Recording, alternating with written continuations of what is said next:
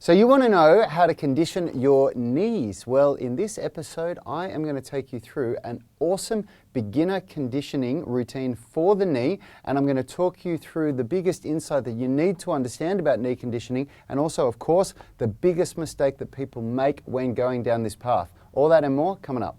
We are the gym that teaches people how to move instead of just exercise, because we believe that health is about performance, not just body image. Hi, in case we haven't met, my name's Rad Burmeister. I'm the co-founder of Unity Gym and the co-creator of the UMS, the Unified Movement System, formerly known as the FMS, where we teach you how to nourish and move instead of diet and exercise, because we believe the whole fitness industry is doing it wrong. And today is the last day I'm going to be on my own. My brother Yanni will be back tomorrow, so I'm looking forward to that, because believe it or not, it's a lot harder to talk by yourself on a live show like this. So I'm really looking forward to having Yanni to bounce ideas off again. Today we're going to go into beginner knee conditioning. Last week we did a whole week on shoulder conditioning and it was received really well. We had a whole lot of people tuning in and asking some awesome questions, and a couple of the questions that came up was several times people were asking, can we do a series on knee conditioning? So here we are. This is how you condition your knee. So strap yourselves in, get ready for it. It's going to be a really good week, and I'm going to teach you guys some really, really valuable stuff. Now, if you haven't done so already, please comment. Let me know where you're watching from and hit the like button, please. It means so much to us. It really, really helps us out. Hey, Quack, how are you, bro? Good to see you tuning in again. And anyway, look, let's get out on the gym floor, and I'm going to take you through this routine. And please put any questions that you have in the comments box, because when I get back, if Yanni's in transit right now, normally I have, hey Kai, how are you, bro? Normally I have Yanni helping me out with ranking these videos and giving me all this, these talking points based on previous episodes and stuff. I don't have any of that today. So this is going to be a short show if I don't get much engagement from you guys. So please hit me up with your questions so that I can answer them for you. Anyway, let's get out on the gym floor and get into this. The biggest insight that I want to give you today with knee conditioning is that it's actually really simple. Conditioning the knee it's nothing like the shoulder. It's not a complicated thing to do. It's very, very basic, and the most basic strategy is strengthen the calves, strengthen the VMO, which is the oblique portion of the vastus medialis, which is a part of the quadricep that when it's weak causes the knee to track inwards when you do lower body movements, and then strengthen the glutes. The glute stabilizers. So, the parts of the glute that cause hip stabilization, or that act as hip stabilizers. So it's a really, really simple strategy. And at the most basic level, so what was the insight I was going to give you guys? Yeah, the insight that I want you to take home from this, if you don't take anything away from this, is that this stuff is really, really simple, and it's just a matter of going through the motions. You don't need to be hitting your knee with really complex, complicated movements in order to condition it effectively. Very different for the shoulder. The shoulder, we're using all these different crazy tools and crazy ideas and hitting it from different ways, not so with the knee. So the first thing we're going to do is called a side step up, and from here, if I'm facing forward, so that's where my body's facing, I'm going to turn my toes out to a 15-degree angle. So if that's a 45-degree angle, 90-degree angle, 45, I'm going to go 15, give or take.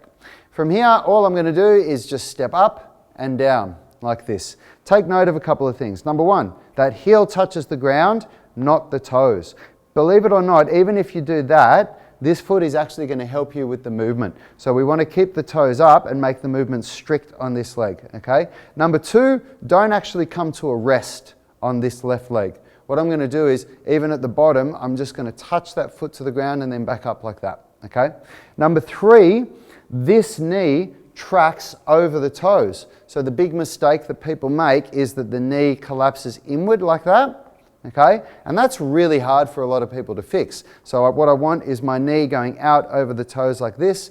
And number four, no excessive movement in the hips. So I don't want my hips wobbling this way. I don't want to be bending forward as I go down. So I'll show you a couple of bad reps. That's another really common thing. You see the knee comes in, the hips wobble out. Another common one is people lean forward and then come back up. like this. What we want to do is stay vertical. And for most of you, what I've got set up here, having 2 risers like this is going to be too much. Some people it's okay, but in all honesty, some people need to be on the step with nothing underneath it. For some people, just doing, I've trained a lot of people that are like this, just doing that is really, really challenging for them, okay? Now, you won't necessarily feel it in the oblique portion of the VMO, so down, of the vastus medialis, down the bottom here. You won't necessarily feel that. A lot of the time people feel it in the vastus lateralis, okay, on the outside. Some people feel it in the glutes. Some people even feel it in the calves and the ankles. It's totally fine. You're going to feel it in different places. And that's all just depends on where your strengths are and where your weaknesses are. So don't worry about that. Just get the reps done. And for this one, we're going to be doing between 20 and 30 repetitions, preferably 30. The higher the reps, the better, because we're trying to target the slow twitch muscle fibers in the VMO. They're the ones that are responsible for the knee stabilization. So we're not looking for heavy weight. You can definitely load it up. We do it with dumbbells and sometimes even barbells in the gym. You can load it up, but you must be able to get between 20 and 30 reps. So that's the first exercise.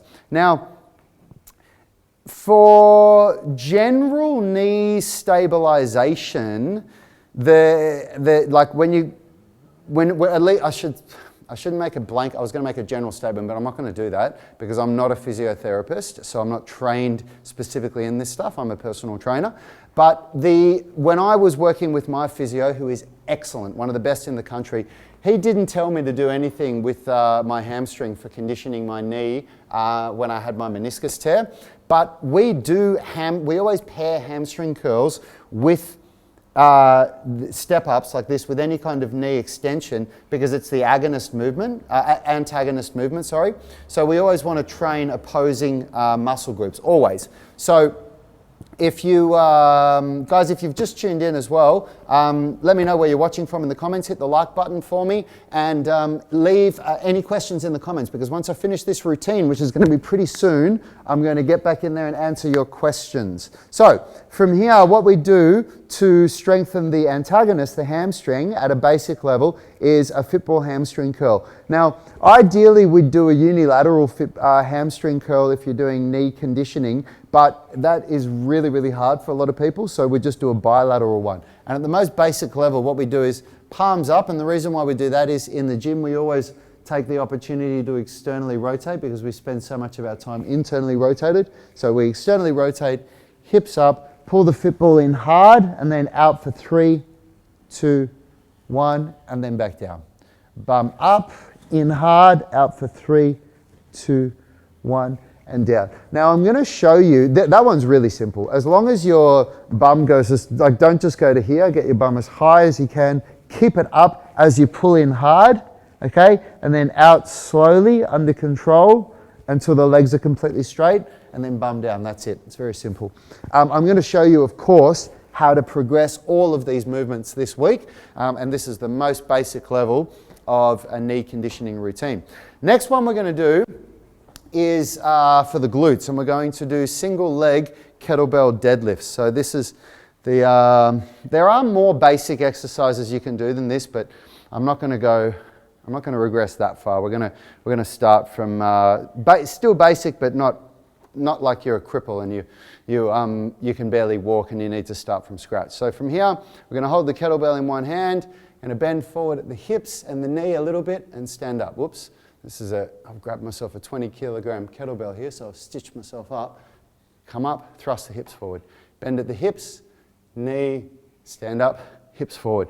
It's exactly the same as a deadlift pattern for those of you that are experienced lifters. You just think from here of bending at the hip first, then a little bit of a knee bend, and then as you stand up, you drive through the foot, push the ground away from you, and push the hips forward so that you really hit the glutes there. With this one, again, you want to avoid twisting the pelvis when you do it. You want to stay with your hips and shoulders facing in the same direction. And with this one, we want to do 20 repetitions. I forgot to tell you, hamstring curl. Hamstrings are predominantly fast twitch muscle fibers, so they respond best to more intense loads and lower reps. So we want to do between 7 and 9 reps on that one. For these ones, because we're targeting more the glute med, we're trying to hit the hip stabilizers, we're going to go for about 20 reps again, 20 to 30 reps with this one. And last but not least, we're going to do the calf raises. So from here, you just grab onto a weight in one hand, stand up all the way, down slowly, pause at the bottom, all the way. I like to pause at the top and bottom with a calf raise, just to make sure that on one at the top, that I'm fully going to full plantar flexion and going as far as I can, and then down here going to full dorsiflexion. Drive through the balls of the feet, okay? Come up, hold it for a second, back down. Up, hold it for a second, back down. Between 15 to 25 repetitions of the calf raises. Again, they're predominantly slow twitch muscle fibers, so they respond better to higher reps, lower intensity. And then what you can do to pair with the calf raises, you can do toe raises from here. So you get your body off the wall and just do this. Okay? So I'm just raising up, back down. This looks really simple and it looks really stupid when you do it. Give it a try. Try 30 reps and see what you get out of it at the end. And that's it for the beginner routine. Those are the, what did we do? I think we did 5 exercises there. That's a really, really good knee conditioning workout that you can do. To start with, you can just do 3 sets of those. And yeah, 3 sets of all of that at for 2 to 3 times a week, depending on how much you want to prioritize your knee conditioning, is a really good way to do it. Now, there's a few things to think about here. If you're actually rehabilitating an injury like a torn ACL or a meniscus tear or something like that, that would be your entire workout. And one thing to consider there is that you wouldn't pull the hamstring curl all the way in. You'd only actually go to about 120 degrees. And you would actually, to be honest, if you were in the early stages of rehab from an injury, you'd actually do some isometric work before that as well. So you also always start with isometric load and just get the central nervous system's ability to control the muscles properly so you can stabilize the joint before you start doing concentric and eccentric movements. But if you were somebody, if you don't have a major injury and you've just got a niggle or something, or you just want to stop your knee from tracking inwards when you squat, you do your squats and your primary hamstring curls, and then you do, so however much volume you're doing, your 3, 4, 5, 6 sets of squats, whatever it is you're doing in this current phase of your programming. And then after that, that whole routine that I just did would be a supplementary routine, supplementary exercises. And that's a really good way to strengthen the knee stabilizers to prevent that knee from tracking in, and also to help rehabilitate a lot of knee problems. That's really, really going to help. So let's have let's talk about quickly the biggest mistake. If you've just tuned in, guys, hit the like button for me, please. It means so much for us. And put any questions that you have in the comments, because I'm about to start answering those. And if we don't have many questions, the show will be over soon. So the biggest mistake people make, at least what we're going to talk about in this show with knee conditioning, is they don't understand the importance of not going into full flexion. When you start with your knee conditioning, if you've got a previous injury, you want to avoid going to, so if this is my knee, squatting down to a range of motion that causes you pain. And that's why all of those movements were, the only time we actually went past that range of motion is when I was doing a hamstring curl, which is very, very different because the knee isn't loaded from above. There's no vertical load on the knee, so there's no load from the femur pushing down into the patella as you come down like that through your range of motion. So that's the biggest mistake people make. And as always, conditioning is pretty boring stuff. It's not what people really come to the gym for. People want to squat those big numbers and deadlift and do muscle ups and handstands and all the really cool stuff. But you have to do this stuff if you want to either avoid injuring yourself or if you want to rehabilitate old injuries. You have to do it. And if you've got old injuries, like something that's turned into a chronic injury, you're looking at doing a conditioning program for a minimum of 6 months. Like, strap yourself in. We're not talking about 6 to 12 weeks here. We're talking about a minimum of 6 months. That's how long it's going to take you to remodel and reshape that joint so that you don't have pain anymore ongoing. And I would say that's a minimum. All right, let's have a look at everyone's question. Thanks, Karina. Happy Father's Day for me. Thank you very much. That was my 3rd Father's Day. Yeah, it was.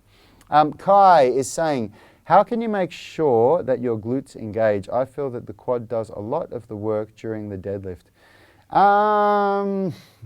So there's a couple of tricks that you can do. The first is you really need to make sure you're doing the right technique, Kai. And the right technique for a deadlift is that you have to, a lot of people start their deadlift in a squat position. So they actually bring their bum way too low to the ground and they sit upright like this, kind of like what the Olympic weightlifters do when they start a clean and jerk or a snatch or something.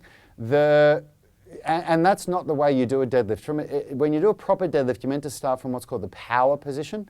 And the power position is basically as high as you can get your bum with your knees back over the ankles as far as possible, so that when you lift, the bar can travel vertically without your knees getting in the way.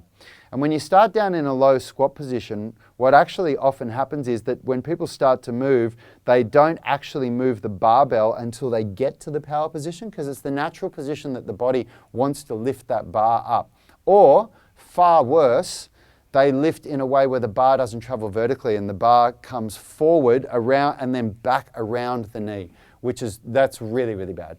That puts a lot of load on the back and it prevents you from being able to lift a good amount of weight. So that's the first thing I'd say. You need to get your bum higher when you start.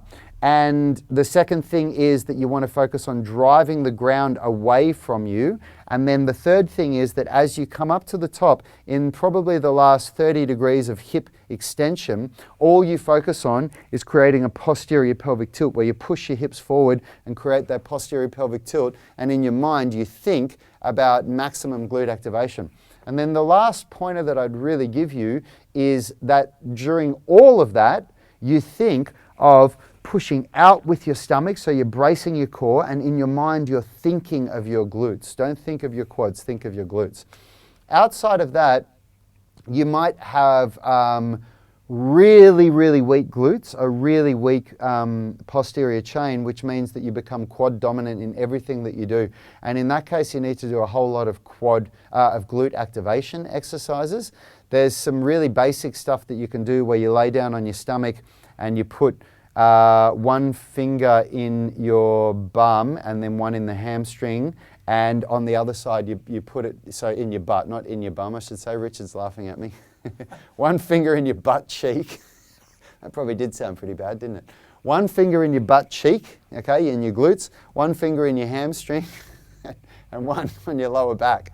And what you do is you lay on your stomach and you straighten your leg and you try to lift the leg, and as in lift the foot off the ground without bending the knee. And if you do it properly, what should happen is the glute should tense first, then the hamstring, and then the very last thing should be the lower back.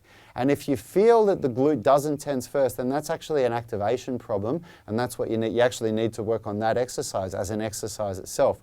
Another really good thing to be working on if you've got poor glute activation is hip thrusts. So laying on your back and doing hip thrusts, okay? I hope that answers your question. Karina, can a similar hamstring curl be done without a ball? Look, in all honesty, Karina, those balls are secondary to what we would prefer to have, which is a variety of hamstring curl machines. The hamstring is one muscle where we do like using machines to train it, and there's actually a whole bunch of different type of hamstring curl machines that you can use that all have their own pros and cons as to why you would use them. At the most basic level, there's a prone hamstring curl where you lay on your stomach and you curl in towards your bum, and a seated hamstring curl where you sit down and you curl in towards your bum. And in all honesty, that would be my preferred option, both of those, over using the Fitball. But we are in a gym where we try to maximize space, and because we're a movement gym and we train group training, everything in here has to serve its purpose, and we need more open space than we do a whole bunch of machines, because if we've got a hamstring curl, only one person can use it at a time. It doesn't help us to teach a lot of people. So that's why we use the Fitball. If you don't have the machines though, and you've got nothing, then unfortunately the hamstring curl is going to be the best, the Fitball is going to be the best option for you. We, at a more advanced level, use Nordic hamstring curls, which is where you anchor your, I'm going to show those later this week, you'll learn them. But yeah, the Fitball is, can't really think of a good replacement for it, unfortunately. Okay, who else have we got? Kai. Sorry, I'm talking about the kettlebell one you showed just then. It's the same thing, bro. It's the same thing. You still, everything that I said applies to it. You still, when you bend forward, you still want to go to a point where you focus more on how far you bend and less on how much your knee bends. So it's more about hip bend, less about knee bend. So if you're doing that, and then you're only really going to be getting maybe, this much knee flexion, but at the hips, you're going to go as far as your flexibility allows. It all just depends on your level of flexibility. And then everything else that I said applies to that same movement, and that will really help you to recruit it in your glutes. Joe, put one finger in your bum. Yep, that's it, mate. I knew someone was going to get me for that one. Okay, here we go. Everyone's making fun of me now. Awesome. Quok is saying, my friend injured himself doing some bar freestyle. He fell and landed with his knee collapsing in. He had a scan and the MCL is a complete tear. What does he need to focus on for recovery? That is nasty, man. The medial cruciate ligament, huh?